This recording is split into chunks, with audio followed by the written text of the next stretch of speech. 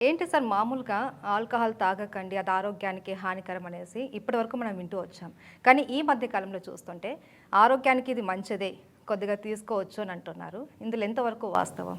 అది అబ్సల్యూట్‌లీ తప్పండి. సో, హ్మ్. మనం ఏ రకంగా చూసుకున్నా సో, అంటే మెయిన్‌గా మనం 2 రకాలుగా చేస్తాం. సో, బాడీకి ఎటువంటి నష్టం జరుగుతుంది. సో, మైండ్‌కి ఎటువంటి నష్టం జరుగుతుంది. సో, ఇటు ఏ రకంగా తీసుకున్నా కూడా ఆల్కహాల్ వల్ల ఈవెన్ సింగిల్ యూజ్ అంటూ కూడా లేదు. హ్మ్. సో, అది చాలా అపోహలు. సో, దాంట్లో కొంచెం కూడా నిజం అనేది లేదు.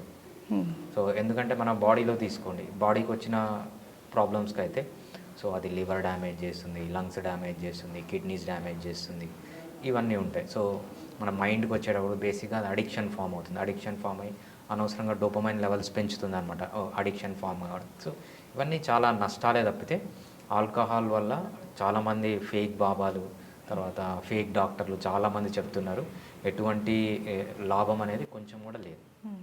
అయితే పూర్వకాలంలో కూడా చూస్తుంటే బాలింతలు వీళ్ళకి కూడా కొద్దిగా